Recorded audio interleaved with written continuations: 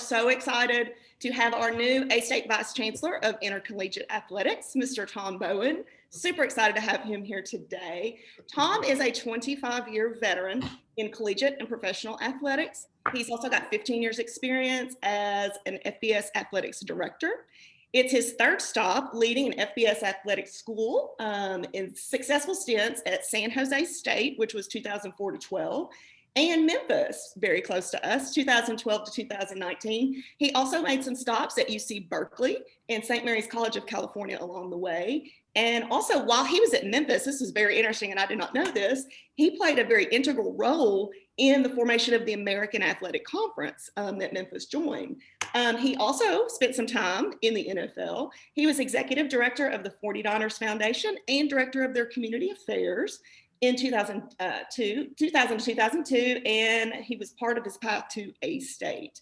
He most recently spent last 2 years the president and the founder of Bellwether Athletic Leadership Strategies. It's a national consulting company. So he worked with Division I, II, and III collegiate programs and also private educational institutions. He's an 83 graduate at the University of Notre Dame. He majored in theology and sociology, and he also spent time studying for the priesthood with the Holy Cross Fathers. He earned a master's degree in administration and education from the University of San Francisco in 1990. Tom and his wife, Mia, are the parents of 3 children, Andrew, Peter, and McKenna, and we are so excited to welcome you to Jonesboro and to Red Wolf Country. So welcome, and I'll just let you kind of get started and tell us what's going on over in athletics. Well, first of all, thank you, Amanda, and thank you, Eric, my colleague and Vice Chancellor, and everybody in the alumni office for allowing me this opportunity to meet and greet or create a lunch and learn. I like that even better. For people that in our part of our world, in our nation, in our family of Arkansas State. And so I'm happy to be here today and talk about, I guess, what athletics is doing and what we are doing forward and how the 21 athletic year will end and move forward into 21-22. And maybe talk a little bit about the national NCAA landscape, what's happened and all the dynamics and maybe some of the stuff we did in the government. My first couple of days here down testifying in front of the House of Representatives in the state of Arkansas and also with the Senate in the state of Arkansas and meeting with Governor Hutchinson. So I do think it's a great opportunity to bring some insight and maybe some clarity, also maybe to bring some answers to a lot of unknown questions. And certainly in our passion of Division I athletics and everybody I've met here in Jonesboro and in the surrounding counties, and certainly in Little Rock and last night when I was in Fayetteville for the baseball game against Arkansas, there's a great history and legacy and passion and love and support of the Arkansas State athletics program, our student athletes, our coaches, and our legacy. So I'm happy to go forward, and I'm not really sure how the format works, whether I talk and you ask questions or you're going to ask me topics, or what would you prefer to do? Well, I think we can, I'll ask you a couple questions and then you can just kind of lead with those. Sure. To talk about it. I think probably one of the important questions that we saw pop up was there a decision made on capacity for the football stadium for the games this fall? Well, as you know, as the vaccination process continues and more men and women and now teenagers and others become vaccinated and receive the vaccinations for the COVID-19 pandemic, we begin to look at how that will affect, large crowds of gatherings for fan support, and most particular the fall, which would be, the opening of football season. Obviously, we have a great opener against UCA on September 4th, followed by my former colleagues at University of Memphis on September 11th, and the 2 Thursday night nationally televised games against Coastal Carolina, Louisiana, and Lafayette. And so a great home schedule, and we want to be able to let everybody come and be a part of that if they're, comfortable and feel comfortable with their situation, if they're vaccinated, if they're not, if they're going to, do spacing. But officially, there's been no restrictions created yet for capacity. So we are operating as if we will be between 85% and 100% capacity of open for seating. That would be great if we had 100% turnout and we sold every ticket we possibly print. So those are great goals to look at. I do think that we're going to look to try to put as much comfort and as much of game day ease and understanding in for families, for our alumni, for our season ticket holders, for our people, in Jonesboro who want to come out and see a game, that it's safe and that it's cutting edge in how we disinfect and what we do and how we prepare for game day, regardless of whether the vaccination process has changed or gone different any other way. So that's kind of where I see this developing. Perfect. My colleagues, and I was with Hunter last night, the athletic director at the University of Arkansas, and he and I both had a long conversation about, as the summer progresses, we'll be giving more and more information into the communities that we serve and into our university leadership about what we believe capacities will look like for football. Being an outside stadium and having the ability to create a bit of spacing is probably not going to be as problematic as a indoor volleyball game that will begin in September, and what will be the restrictions in play. What we don't have yet is any kind of guidance from the NCAA about best practices. The Sun Belt Conference has addressed it. Commissioner Gill has talked about, bands and whether bands can march on the field, and are bands vaccinated, cheer and palm and dance, how will they do?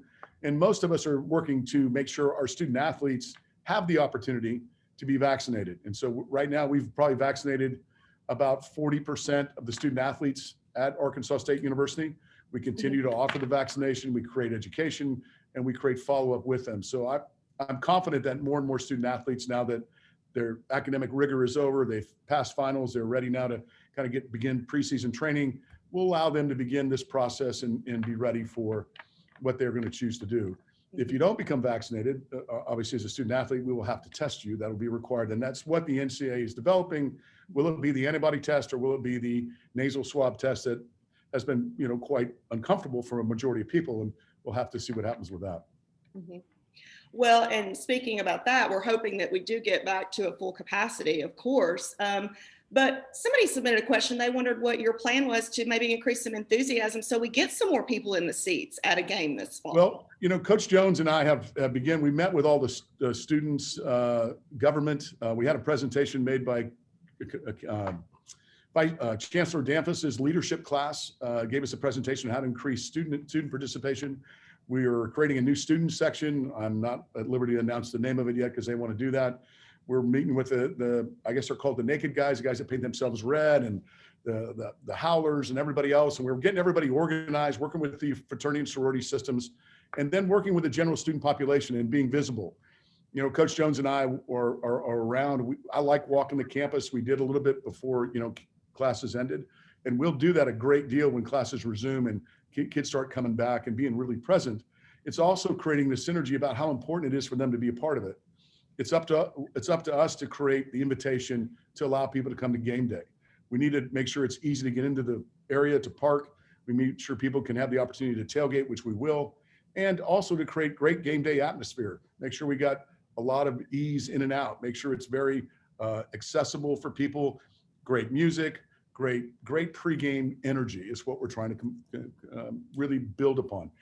I've had a lot of success everywhere I've been creating the synergy. It begins with the students and the faculty and the staff and our other, kind of inner family here at Arkansas State, to make this a priority, to be there to support our university, our student athletes, and to have a great experience. And so that's kind of how we're beginning this. Butch and I have met continually with leadership, and we're talking also to the cabinet and working directly with Vice Chancellor for Development, Erica, and how she wants to, and the Alumni Association, how you want to continue to build energy around it. We'll also use a lot of media. There will be a lot of media leading up into the first game, and after the first game, there'll be a lot of media to follow for the second game. And so what will happen will be a lot of visualization of what's happening, what was happening there. If you weren't there, please come join us. And if you were there, thanks for being there and enjoying a great time. The only thing I can't control is the weather. My Heavenly Father and I are pretty good friends, so I always ask him to make sure these days are days when the sun shines most. So that's the only factor that we always worry about, is the weather. But outside that, we're going to make it the great experience we know we can do. I think it's going to be a very exciting fall with new administration and the new football coach. I think there's a lot of energy on campus. You could just feel it. And I think it is important that we go out and support those student athletes. It's very important because they work hard. I mean, they not only are going to college, but they work really hard at their sport as well. So I think that's. And we also support the band and the cheer and palm and the students that are there. And so it's really a gathering. Football is an event. It's a day of celebration, and it should be that way every time you open your stadium and put your team on the field. It should be a gathering of community and academic, athletic, and everybody else, and celebrate who we are. Yes. Well, and speaking of the Memphis game, September the 11th, I'm curious as to see if there will be some type of a bet maybe going back and forth between you and your old colleagues over at Yeah, Memphis. I saw Laird Veach, who's the AD now that replaced me in Phoenix in our meetings, and I also saw Ryan Silverfield, who I hired and then was hired to take over for Mike Norvell. It is going to be a lot of bantering, of friendliness and excitement. What I asked Laird to do is to make sure everybody in Memphis knows that we really want them to come be a part of it. That, you know, don't expect it to be on TV. Come see it live. Come see a really good game. I can tell you that Butch Jones and his staff have worked really, really hard to create some real energy and excitement and some vast improved football acumen to go against Memphis, which has had a string of success. So it'll be a great game, and it's becoming a great rivalry, and one that I think will continue. So I expect Hunter and I will make some statements that week that will edge the bet, so to speak. Yes. We look forward to that. That'll be fun leading up to the game. There was a question submitted about the landscape of NCAA. Would A-State consider leaving the Sun Belt Conference, or what does that look like in the future? Well, so everyone is dependent upon everyone else. In the FBS system, there's 130 schools. The media has done a great job identifying it as Power 5 and Group of 5, but what it really is 130 institutions that play in the football subdivision of Division I. The second level is football championship division, which has about 68 members. And what we're trying to do now as a division is deal with what will be the next round of television renegotiations for the larger conferences that are part of what's called the autonomous conference. Mm-hmm. And so to me, that will be the trigger point where then alignment will be talked about. Currently, the American Athletic Conference, which I was a part of and very involved in now, is in a waiver situation, only having 11 members, 2 divisions, and trying to play a championship game. It's required by the NCAA bylaw that they have a 12th member, but their waiver now has continued through the pandemic and looks like will continue another 2 years, i.e. being that their waiver will allow them the opportunity to wait until all the alignment begins to decide what they want to do and put no pressure on them. Mm-hmm. So that's one that will be talked about, but it's really going to be talked about what will the autonomous conferences do with the ability for more TV revenue. You need more TV assets. I then would say go from 14 to 16 or 10 to 12 or however they see that moving. So mm-hmm. I think it's all going to happen and begin to be very talked about in the next spring in 22 and 23, 24 as the negotiations start. So I think that's when you'll see the NCAA landscape change. Some conferences add members, some conferences rotate to another autonomous conference, and it will trigger more movement. Mm-hmm. Do you anticipate that they would even create a new conference? No, it's too complicated to do that, and there's too much risk involved in that because of the dynamic of how you would negotiate media. Mm-hmm. You would have a very difficult time getting a large media buy unless you took really, really established programs. So what the media negotiations build upon is the prior deal. So as these deals have gone from 120 million a year to 230 million a year to now, guys are looking at trying to make 250, 280, 300 million a year. You're not going to be able to start a new conference and start at 300 million because you have no data about viewership and return of the ROI in advertising. So you're not going to see that happen that way. What you'll see is people look at assets that can create negotiated strategy that gives them more opportunity for bigger media annual payments over a period of time. Mm-hmm. All right.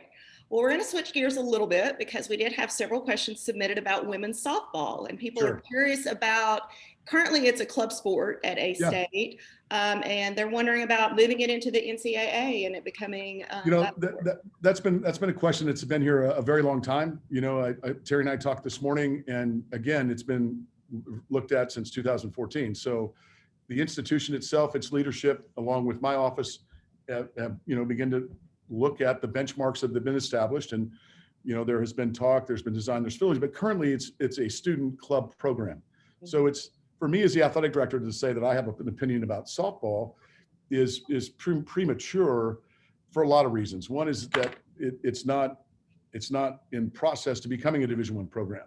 So now it's up to those that run club sports, the students involved, and the institution and its decision of what they want to do with the club program. once those decisions are made pretty clear, then it either becomes part of strategy that comes into my office as athletic director, and we begin to build the transformational steps that need to happen for that. It's a very complicated process with the NCAA. It requires a lot of steps to do that. And right now, that hasn't been discussed or started. So what needs to be talked about is what's the timeline for that, and what could be done now to begin the process as a club program, if that's what the institution wants to do. Mhm. So that's really where this is. There's also the requirement for me as athletic director to contact students about other interested sports. And that will happen in September. We'll do a kind of a survey of interest to find out if there's other programs, other sports that they would like to have be considered at some point of a Division I access point. So it's not as simple as saying, look, at softball needs to be Division I. In fact, that's actually not fair. First of all, it's not fair to the institution, and it's certainly not fair to the current club team that's had a lot of success. So the process is I believe, beginning. So I would say that there's now those steps have to be put in motion. And when it becomes apparent, the athletic director needs to be involved and begin to put the process for an additional sport in the Division I arena, then we'll be involved. Right. And I know this would just be a total guess, but is there like a typical time frame that it takes for a club sport to become a Division I? Well, there's requirements inside the NCAA. So Okay. the requirements inside the NCAA, once you apply, it takes 12 to 15 months. Okay. So once you've made your application and met all the criteria, have all the dynamics in play, then it's 12 to 18 months. And then that process, you hire coaches, begin to recruit student athletes and meet the scholarship minimum. But again, there's a lot that has to be done to get to that point. So once the application process begins officially from the leadership of the athletic director does not control the application. Sure. The leadership and the president or chancellor of the institution submits formal and official request to be considered. And then it's a process of being considered. It's not guaranteed. There's a lot of things that have to be played in. There has to be affinity of play. There has to be a conference to be a part of. There's a few steps that have to be in play. It's very methodical, but it's not very quick. Does that make sense? Sure, absolutely, absolutely. Since we were talking about softball, that's kind of a lead into baseball. I'd love for you to talk a little bit about the game last night against University of Arkansas that you attended. If you could give me a little so last night, Coach Jones, myself, Chancellor Danfus, Len, Vice Chancellor Len Fry for our CFO, Vice Chancellor Erica Chudy was there, and a synergy of other people that had come. We had a meet and greet that was fantastic in the Fayetteville Country Club. Probably had 75 to 80 people there that were all excited about what was going on. Butch spoke, the chancellor spoke. I said a couple words, but really everybody was excited to talk to Butch. They were excited to talk to me. And we went over to their amazing stadium, and everybody welcomed us. And there were a lot of fans there, had driven and gotten there and come from all over to see the game. It was a historic game, first time played. Our team played very, very well. It was a very good game. Unfortunately, we didn't win the game, but they were also ranked number 1 in the country. So for us to be in the game, our kids played really well. I was very proud of Coach Raffo, and I was proud of all these student athletes who came and made the night memorable.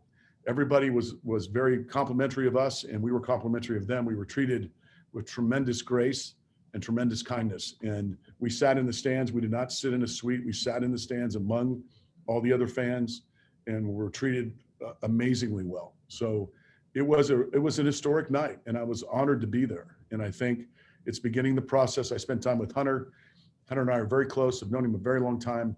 And Hunter and my wife and his wife, we just kind of sat together, and then we kind of walked around. I got to see some of his facilities and what they're doing for some ideas of, improvements that we can look at some point in our facilities. So it was good. It was a really great moment for Arkansas State, in my opinion. Yeah. And I know that we've got some other contests against University of Arkansas coming up. We do. Women's basketball will play in November. Women's soccer will play again next season.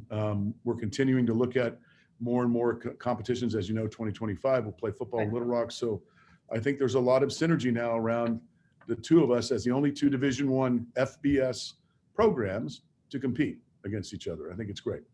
I think it's very exciting, and I think everybody across the state is just thrilled that it's finally happening. And it's only going to get better, in my opinion.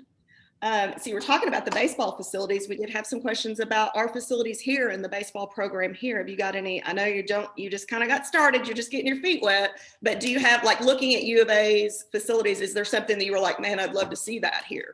Oh, no, you know, capital improvements are critical. They've made a profound effect in the propelling the athletic program closer and closer to being the premier program in Group of Five. So absolutely. I know Terry had been working on it. Like I said, in the first 10 weeks here, I'm kind of looking at a lot of other project pieces that are not quite, they're still in motion that need to be kind of finished. And then, yeah, I do think there's time that we'll sit down and talk about, as we would talk with how we're going to improve the area down where the new track and the new soccer areas is, how we need to improve, you know, what we've done for the new tennis facilities, you know, what we need to do to help upgrade. You know, the other thing I'm working on right now is getting a new floor for First Bank Arena. Mm-hmm. We need a new floor. The floor that we currently have is not in good shape. And if we're going to really commit to Division I basketball, we need to put a new floor in there. And so I'm in the process of getting that done, and I think I'll be able to get that done. And so next season we'll have a new floor in the arena, and that will create some real excitement and upgrade some of that piece. So there's a lot of needs that are happening. And so, and we'll continue to address them. There's no question. I think that's great to see those improvements across the board. I think people are looking into the future for that. I mean, we can't do everything at one time. We gotta do it slowly, but get it done for all the programs. What about basketball? We did have some questions about basketball. Just some thoughts about the program and the direction that you'd like to see it go. You know, like I said, I've been here between 8 and 10 weeks. So met with the coach, met with the assistant coaches, met with the student athletes. They're committed. We're excited. And I don't really have many comments to talk about basketball, both men and women, because I'm in process of learning basically a lot about them. I wasn't here during their season. I certainly wasn't here when their preparatory time is now. So what we're focused on now is how we're preparing for the 21-22. My expectations have been clear.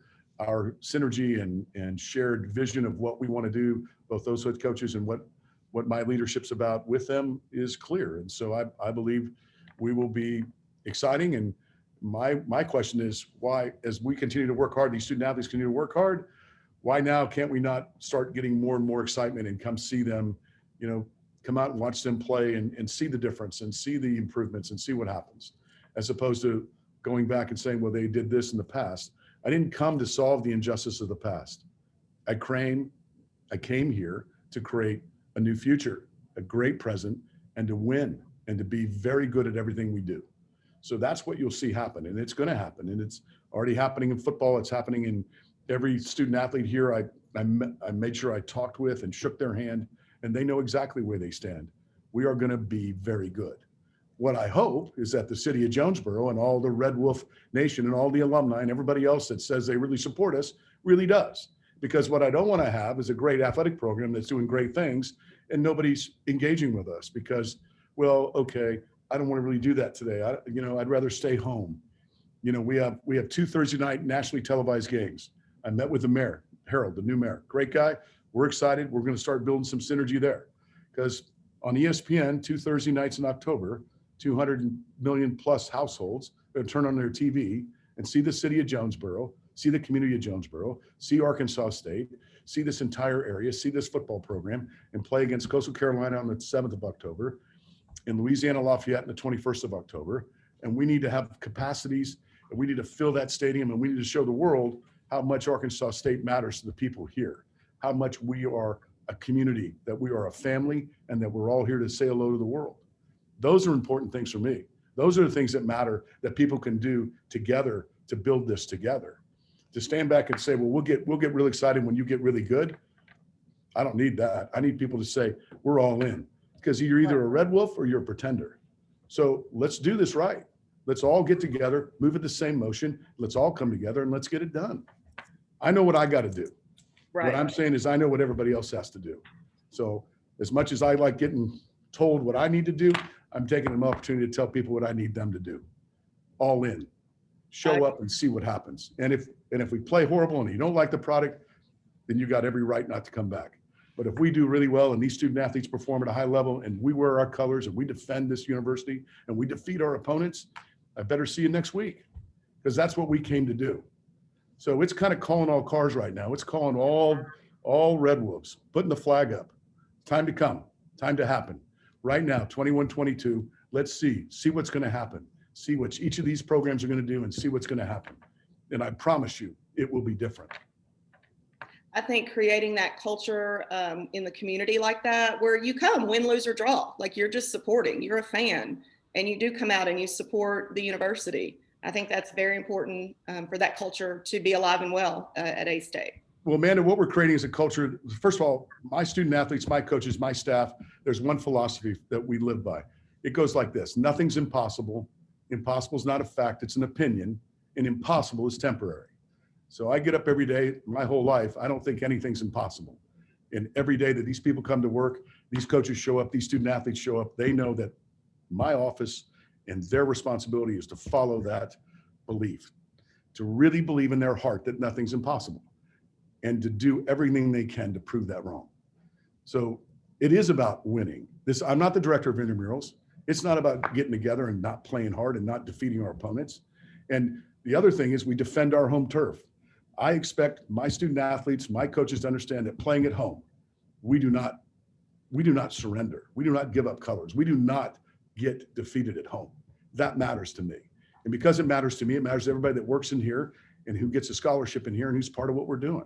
And it matters to Butch, and it matters to all these other coaches, and it matters to these basketball coaches, and it matters to everybody.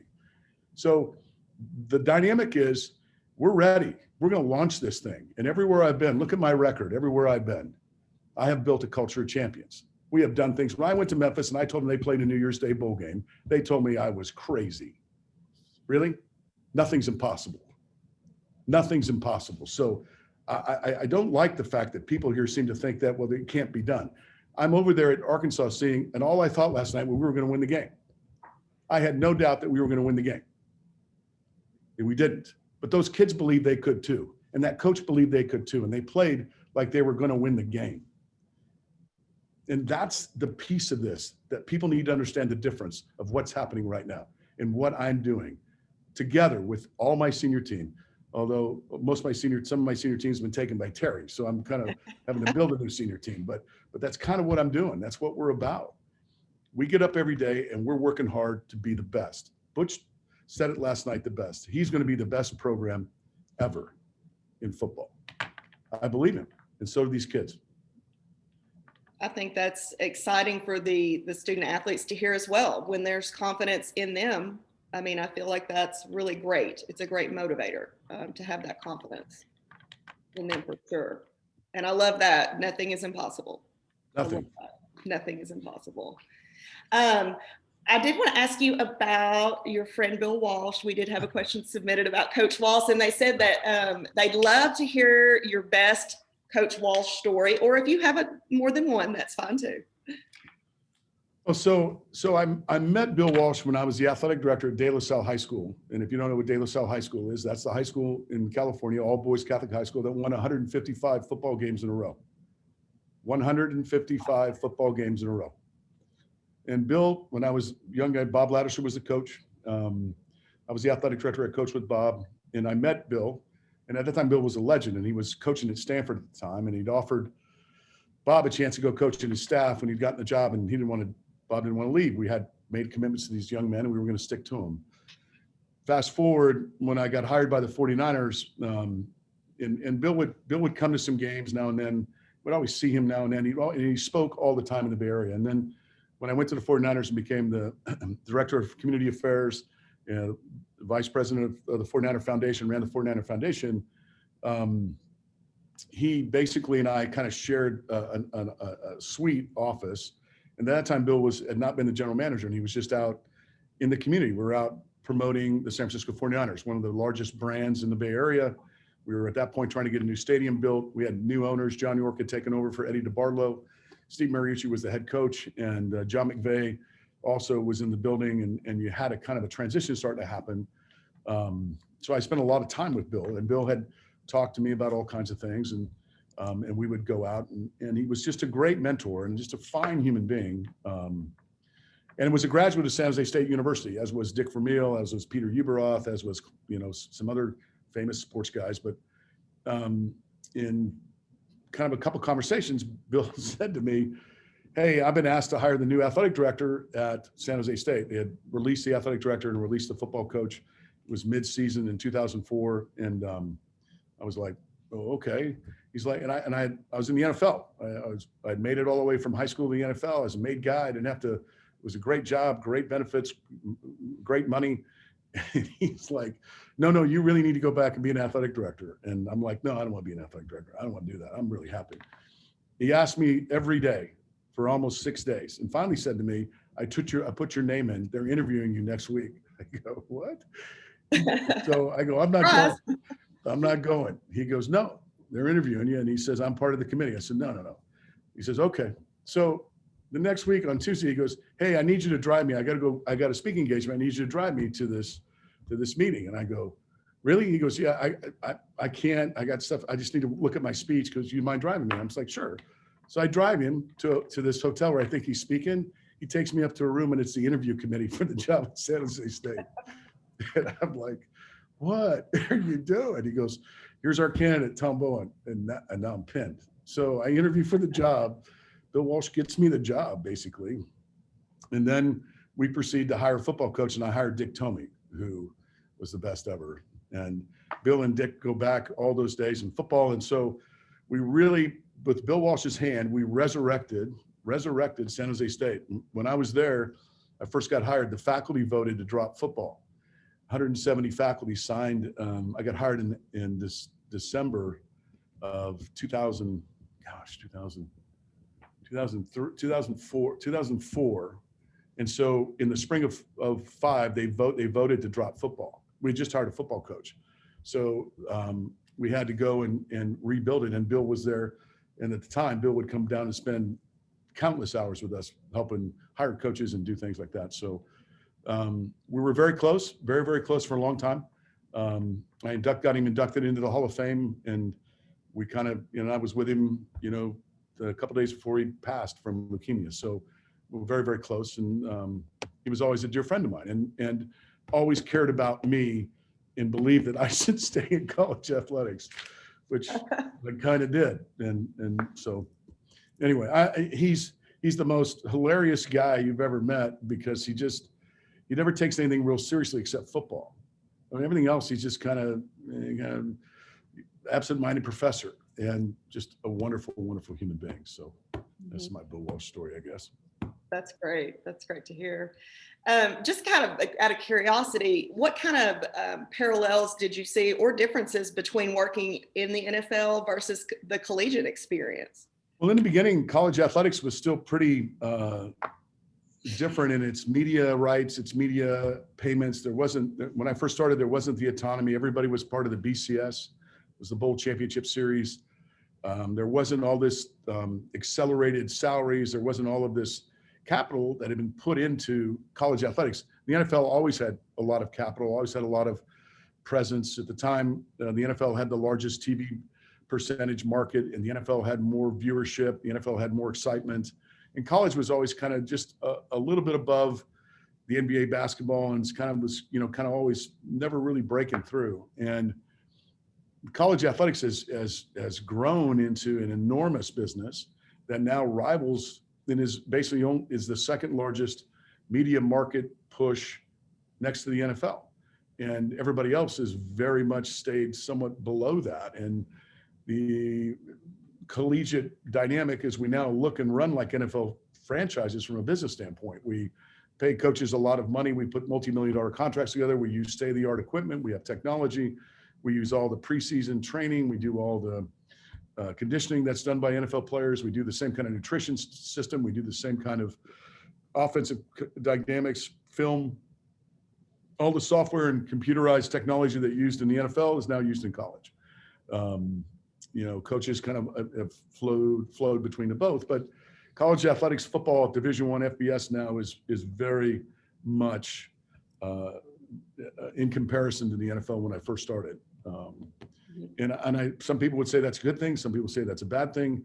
The fact of the matter is it's not going to change. It's only going to get continually closer to a parallel, because there is no semi-professional league in football that's survived long enough to create a stability like minor league baseball or the G League in basketball, or, the different levels of professional soccer and that. So right now, FBS Division I football in college is really important to the NFL.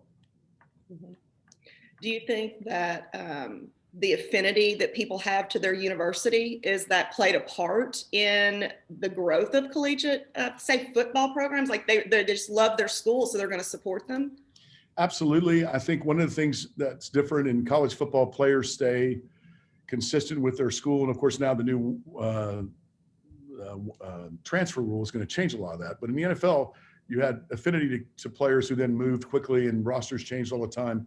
But in the collegiate level, you could see a kid go from his freshman year to his junior year, and then if he stepped out early, but you usually rooted for the same kids that were on your team every year. You could sit around and talk about, hey, last year, we weren't very good, but we signed these 4 guys, and these 4 guys are 4 stars. And then Rivals.com got involved in 4- and 5-star dynamics, and then everybody got excited about what was going to happen. So you kind of got a parallel in there. Where in the NFL, so much is decided in a room where no one knows the information that comes out later, and so you're kind of, well, that was my guy, but now he's going to go play over here, but I still like those guys, and maybe I like him too. And so it made it very much a real fan engagement in the collegiate arena as programs got better and better and better, bigger and bigger and bigger, and TV became as big as it is right now.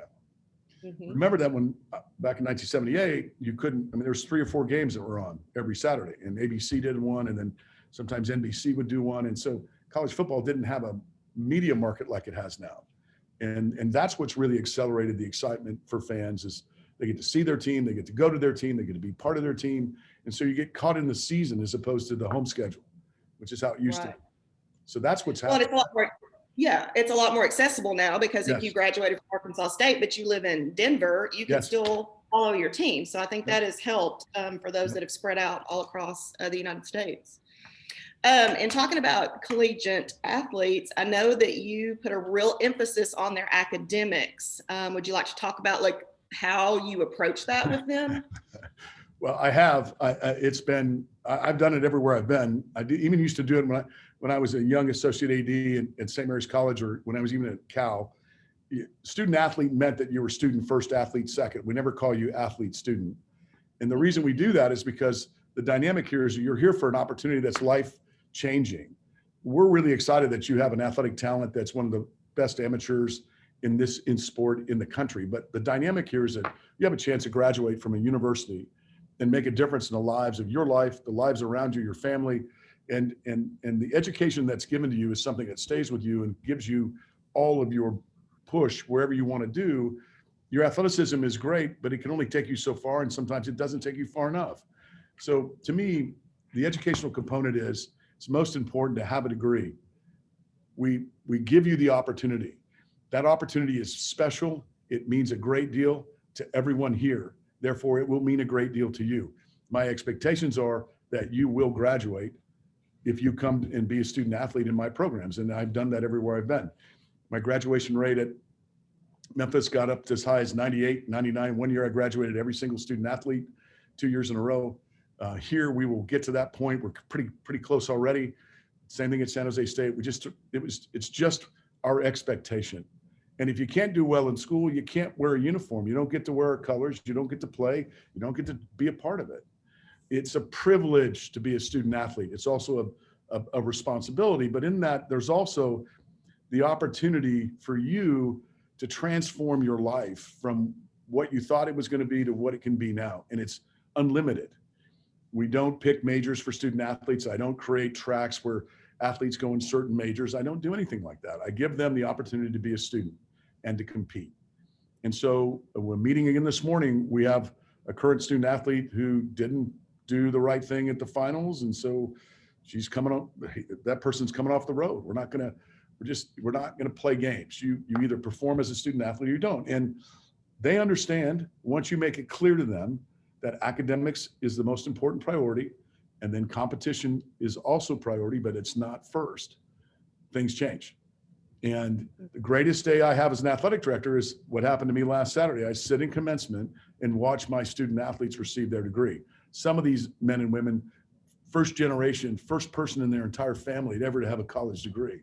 And in the state of Arkansas, where collegiate academics rigor needs to become more and more part of daily life for all students here, this is a priority we're setting for all student athletes. And that's what I believe in. I think that's great. And I would imagine that the parents of the student athletes are very thankful for the job that you do with them to help them complete the degree. Because that's what's most important to the parents. You know, as a parent, you want to make sure that they're prepared for their future, whether it be a future in athletics or for your educational pursuits. So I think that's a great culture to create over there, for sure. We are actually nearing the end of our Lunch and Learn hour. I just wanted to kind of turn it back over to you, Tom, just a little wrap up if there's anything else you wanted to talk about or throw out there. You know, I think I want to reach out to everyone that's here on this Zoom to say, I've been a lot of places. I've done a lot of different things. Me and I and my family has never had the kind of welcome I've had from Jonesboro. It has been amazing. It has been sincere and just heartwarming. And I've never felt like I got a better family and a better fit for me and who I am and who I will become for this university and how I will serve it than's happened to me in Jonesboro. So I am over the moon, happy, and feel very blessed to be here and look forward to speaking to anybody live. I'm better in person than I am on Zoom. So I look forward to meeting everybody. Is okay. And I'm just really excited about what's about to happen. It's going to be extraordinary.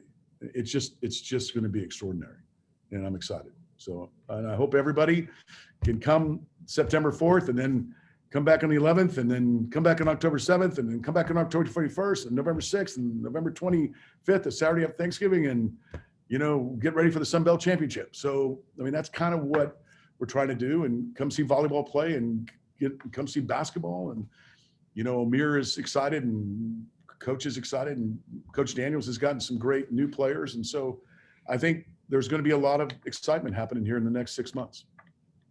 I think there is a lot of anticipation and excitement. We get a lot of phone calls at the Alumni Association asking specifics. Hey, when was homecoming? When are we doing this? What's going on? So I think there is a lot of excitement leading up to the season this fall. So I look forward to it. I want to thank you for being with us today, Tom. It was so great to get to speak with you and let everybody hear from you as well. This Zoom will be recorded, so you can always go to our YouTube page, A-State Alumni Association, and listen to this and all of our past Lunch and Learn sessions. And also watch out for our social media, because that's where we're going to be putting up some interesting events that we'll be trying to put together for the summer and this fall. And then we'll also keep you posted about football events and homecoming and things like that to keep you updated. So thank you, everybody, for participating today, and we look forward to seeing you for our next one. Thank you. Thank you. Goodbye. Bye.